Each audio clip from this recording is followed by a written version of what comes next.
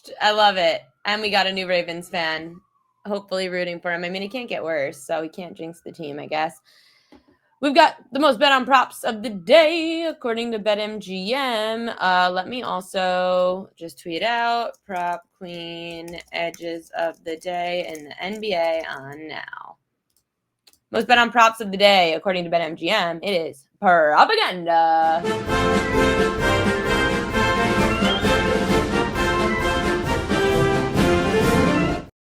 Most bet on props of the day, according to BetMGM, Kristaps Porzingis over 17.5 points with his new team, the Atlanta Hawks. Derek White under 4.5 3-pointers made. Too much juice there at minus 160.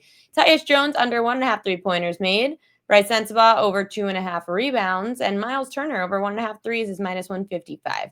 I feel like we could find a different prop for Miles Turner that's not over 1.5 3-pointers made. So let's take a look at some of the props that I like for tonight in the NBA. Starting with Emmanuel quickly to go over 15.5 points.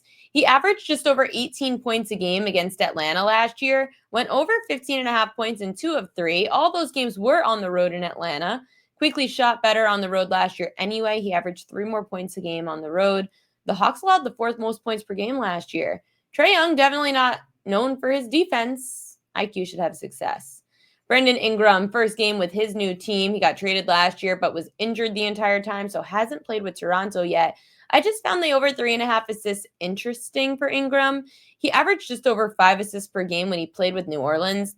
I know there's more guards like IQ and RJ Barrett, so maybe they don't need him to run the offense like he did in New Orleans, but I just thought 3.5 was pretty low, and he might be a little rusty, so maybe he could dish the ball out a bit if he doesn't feel like he's got his shot down after missing so much time last year. But he did also, Ingram, go over 1.5 3-pointers made in 5 of 7 road games that he played last year. Of course, as a Pelican. The Hawks, they were bottom 10 in points and threes allowed. With Porzingis now in Atlanta, we can't really attack the centers, but the advantage goes to Ingram with no one in Atlanta big enough to really protect from the outside of Porzingis, and he's probably not going up against Brandon Ingram. So I would take the over 3.5 assists, or you could look at 1.5 made threes for Brandon Ingram. OG Anunoby, this is again everything with the Knicks. The Cat's apparently playing, so this one's out. This was only if Cat was not going to play, but just so you have future reference, OG Anunoby does very well without Cat. He went over 24.5 PRA in 6 of 9 games last year without him, averaging 27 PRA. So that's just something to keep in mind. So now that Cat is playing, let's look at the Cavaliers trees. So Jarrett Allen, Evan Mobley. The trees, they're always hard to handicap choosing between the two, so we could try. Mobley went under 8.5 rebounds in 2 of 3 games at MSG dating back to 2023. He had 8+, but not 8.5. So 8+ rebounds is the number for Mobley if you want to take a look for an SGP or something. Jarrett Allen, he went under 9.5 rebounds in 3 of 4 games without Mitchell Robinson. He averaged 8 rebounds in those games, but against the Knicks at Madison Square Garden, so those games without Mitchell Robinson were in Cleveland, but at Madison Square Garden the last couple of times, 15 and 13 rebounds for Jarrett Allen. So if I had to take an over, I'd probably take over on Jarrett Allen tonight and under on Evan Mobley, or like an 8+ if you do an alt, but I would probably steer more towards Jarrett Allen tonight in the Knicks Cavs game. More props. Jalen Duren. So I was looking at his points, maybe his assists, but I would say if you want to play Jalen Duren, it's either over points or over rebounds plus assists, because last night Dreamy gave out the over rebounds plus assists for Jalen Duren, and you can check out his segment on the YouTube page at Prop Queen Sports. So his points, Jalen Duren, he's hit this over in 6 of 7 games against the Bulls since the start of 2023, averaging 16 points a game. The Bulls allowed the 3rd most points per game last year, and centers had some of the most success against them. 57% of centers went over their points prop last year. The Bulls center, Nikola Vucevic, he's a great rebounder, but not really a good overall defender. So Jalen Duren over 13.5 points. The way to take advantage of no Kobe White tonight is looking at the under for Josh Giddey, under 20.5 points. With White on the floor, defenses, they have to respect that 3-point shot. It opens up lanes for Giddey and it helps them. But without White, the Bulls starting rotation is filled with a bunch of non-shooters. So the attention shifts to Giddey, and he has struggled under that pressure. He's also gone under 20.5 points in 5 of 6 games against Detroit since 2023. He's gone under it in all 7 games. All 7 games, Giddey's gone under 20.5 points without Coby White. He did have 10 plus rebounds in all those games. So take a look at his rebounds if you want to take an over. But Josh Giddey under points tonight without Coby White. Santi Altima. For Memphis Grizzlies, Aldama, over 23.5 points, rebounds, and assists. He's averaging 15 without Zach Edey.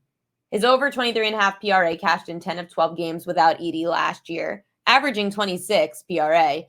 And averaged, with Edey on the floor, averaged about 21 PRA, but without him, averaged 26. So it's a big difference without Zach Edey tonight in Memphis for Altima. Then Jaren Jackson Jr. over his rebounds. Without Edey,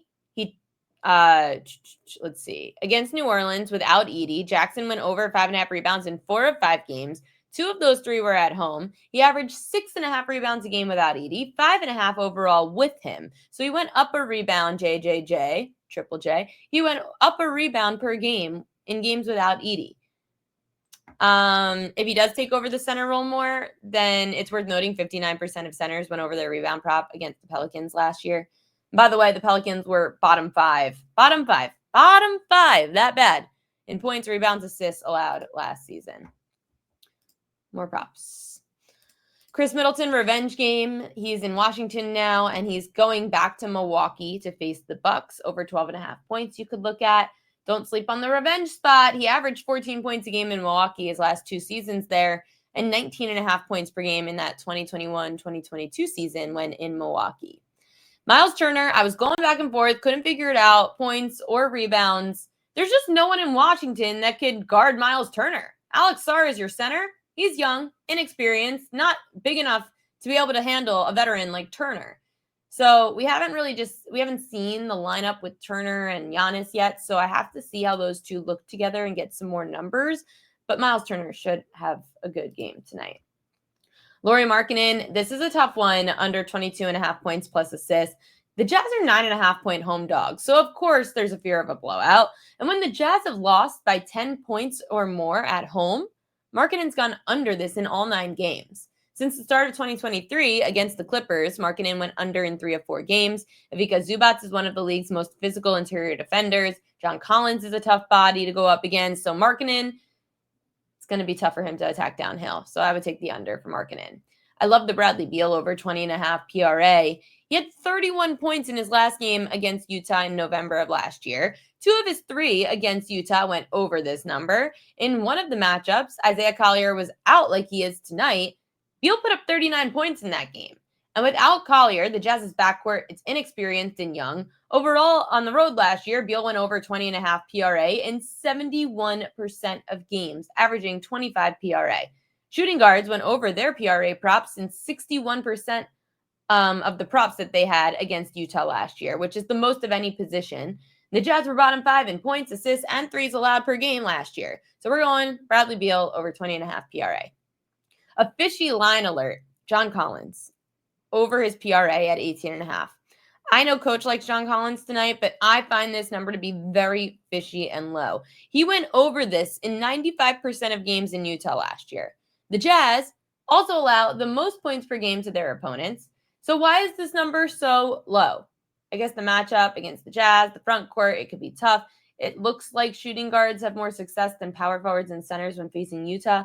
So I'll probably stay away from this revenge spot, but I just think that this number is very fishy. 18.5 PRA is just very low. Lastly,